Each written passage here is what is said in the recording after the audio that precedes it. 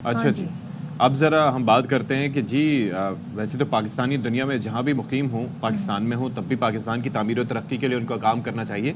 लेकिन जब आप वतन से बाहर जाते हैं तो फिर आपको असल में वतन से मोहब्बत का इदराक होता है, यानी कि वहाँ पर जाकर आपको, यानी कि आप वहाँ के हवाई अड्डे पे उतरते हैं तो आप पाकिस्तान की मिट्टी को याद करते हैं, या काफ़ी अरसे तक वहाँ पर रहना पड़ जाए तो पाकिस्तान की, वतन की जिन गलियों में आप पैदा हुए बड़े हुए, वहाँ पर एक एक चीज़ याद आती कोई है। त्यौहार आ जाए अशफाक तो फिर तो वो यादें बहुत दोबाला याद हो जाती आती हैं, ताज़ा हो जाती हैं। और दूसरी चीज़ ये है कि वहाँ रहकर फिर पाकिस्तान के लिए बहुत कंट्रीब्यूट करते हैं। वो रेमिटेंसेस की सूरत में आपको पता है कि सबसे बड़ा एक तोहफा होता है पाकिस्तान के लिए, और पाकिस्तान की इकोनॉमी के लिए भी ये बड़ा फ़ायदेमंद होता है। तो फिर हुकूमत भी कोशिश करती है कि पाकिस्तानियों को सहूलत देने के लिए ओवरसीज़ पाकिस्तानीज़ को बिलखुसूस काफ़ी इक़दामात किए जाएँ, और इसके लिए वहाँ पर कई ऐसी तंजीमें हैं जो कोशां भी हैं। हाँ जी, तो भाई एयरपोर्ट्स पर ओवरसीज़ के लिए ग्रीन चैनल खोले जाएंगे, तो ये अच्छी भी खबर है। साथ ही बैरून मुल्क से आए पाकिस्तानी अपने नॉन PTA फ़ोन भी 2 के बजाय 4 माह तक इस्तेमाल कर सकेंगे, वरना बड़ी प्रॉब्लम होती थी।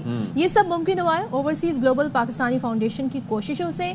फाउंडेशन बैरून मुल्क मुकीम और रोज़गार की गर्ज से गए पाकिस्तानियों को दरपेश मसाइल के हल के लिए कोशिशें कर रही है। तो इसी पर हमने थोड़ा बहुत खुद बताने की कोशिश की, मज़ीद जान लेते हैं और आपकी इन्फॉर्मेशन में भी इजाफा करते हैं। हमारे साथ मौजूद हैं chairman OPGF Akhtar Zeer Mehar, thank you so much हमें ज्वाइन करने के लिए। साथ ही चीफ ऑर्गेनाइज़र मलिक सुलेमान ने हमें ज्वाइन किया, आपका भी बहुत शुक्रिया।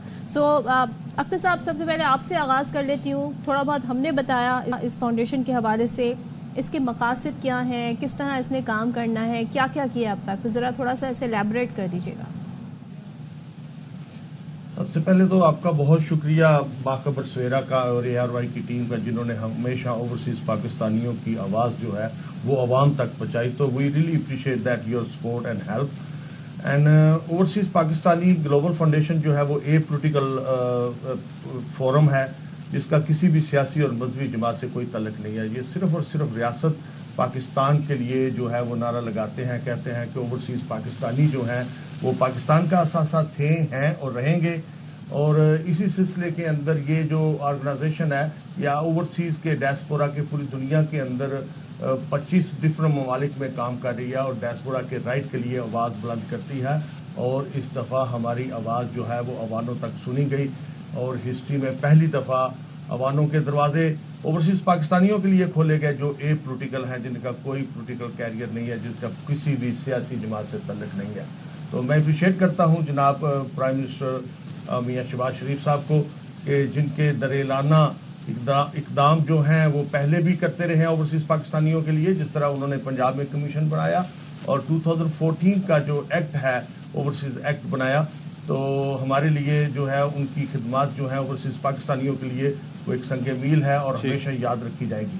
अच्छा मलिक सुलेमान साहब, आप ये फरमाइएगा कि ज़ाहिर है कि पाकिस्तानी जो मुल्क से बाहर रहते हैं वहाँ पर तो सारी चीज़ें बेहतर ही होती हैं, लेकिन जब वतन वापसी होती है तो यहाँ पर कई चैलेंजेस का सामना करना पड़ता है, क्योंकि दुनिया जिस तरक्की से, जितनी रफ्तार से आगे बढ़ रही है, हम अभी उस रफ्तार पे नहीं हैं। तो कौन से ऐसे चैलेंजेस थे जिनकी वजह से आपने वज़ीर आज़म साहब से भी मुलाकात की, उनके सामने भी अपनी गुजारिशात रखी, क्या क्या मुतालबात थे आपके वैसे? जी अस्सलाम वालेकुम। वालेकुम। पहले तो मैं आपका शुक्रिया अदा करता हूँ कि आपने हमें अपने चैनल पे दावत दी। और मसाइल ये थे कि एक तो टेलीफोन का मसला था जो कि 2 महीने बाद बंद हो जाता था। उसके बाद था कि एयरपोर्ट पे जो है लोगों से मिसबिहेव करते थे, उनके बैग खुलवाओ, ये करो, जबकि दुनिया में कहीं भी ऐसा नहीं होता। और तीसरा मसला था कि जो भी लोगों की जायदाद हैं जो ओवरसीज़ में हैं, उनके जो फैमिली के लॉन्ग जो जायदाद थी, उसके लिए वो जब कोई कब्ज़ा कर लेता तो उसको छुड़वाने के लिए बहुत मुश्किल पेश आती थी। तो वो केस करते थे, 1 महीने की डेट मिली, फिर कोर्ट गया, 1 महीने की डेट मिली, उसके बाद बेचारे उनके वापस जाना पड़ता था, तो केस वहीं का वहीं रह जाता। ये मुतालबात हमने वज़ीर आज़म शहबाज शरीफ साहब के सामने पेश की, तो उन्होंने उसी पे राइट वे अमल कर दिया। अच्छा, दैट्स वेरी गुड। लेकिन साथ में ये भी तो उनके लिए भी बहुत शुक्रिया हाँ। कि उन्होंने जो हमारी डिमांड थी उसको मंजूर किया। ٹھیک ہے، ذرا یہ بھی بتا دیے گا اب یہ جو ایئرپورٹ پر گرین چینل کھولا گیا ہے، اس کے کھلنے سے اوورسیز پاکستانیوں کو اور کیا کیا مزید ریلیف مل سکتا ہے؟ اس میں دیکھیے کہ ان کو یہ آسانی ہوتی ہے کہ جب وہ آتے ہیں تو گرین چینل سے گزر جاتے ہیں، لیکن ہم لوگ تو صرف فیملی کے لیے گفٹ وغیرہ ہی لے کے آتے ہیں اور تو کچھ ہوتا نہیں ہے. اچھا، تو وہ ان کے اوپر بھی ان کا اگر سوال جواب ہوتے ہیں تو پھر کوئی فائدہ نہیں.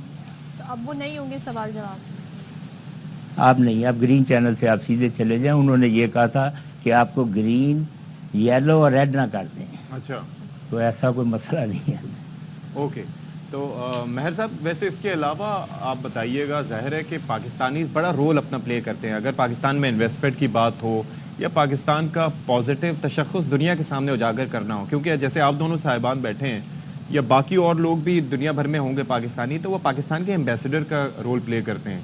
تو آپ یہ بتائیے گا کہ وہاں پر کس طریقے سے آپ پاکستان کا مثبت تشخص متعلقہ ملکوں میں اجاگر کر رہے ہیں؟ دیکھیں جی، سب سے پہلے تو یہ ہے کہ اوورسیز پاکستانی جو ہے، جس طرح میں نے فرمایا کہ ریاست کا اثاثہ، پاکستان کا اثاثہ ہیں، تھے ہیں، رہیں گے. اوورسیز پاکستانی جو ہیں وہ ایک جو آپ کا پیڈ امبیسیڈر ہے اس سے زیادہ محنت کر کے اپنے ملک کے لیے اپنا سافٹ امیج پیش کرتے ہیں اور اپنے ملک کی پہچان ہے. اور آج دنیا میں 1.25 کروڑ کے قریب اوورسیز پاکستانی جو ہے ہر خطے کے اندر پاکستان کا نام روشن کر رہے ہیں. بہت سکسیزفل اوورسیز پاکستانی ہیں. اور اس کے ساتھ ساتھ یہ جو آپ نے گرین چینل کی بات کی کہ دیکھیں دنیا کے ساتھ اگر ہم نے مل کر ترقی کرنی ہے تو انٹرنیشنل رول ہمیں اپنانا پڑیں گے. ہم اپنا جو ہے نا وہ ایک علیحدہ سے قانون نہیں بنا سکتے. جب اوورسیز پاکستانیوں کے بچے یا کوئی بھی فارن کنٹری سے کوئی فارن انویسٹر یا ٹورسٹ آتا ہے تو سب سے پہلے اس کا انٹریکشن ہوتا ہے ایئرپورٹ پہ.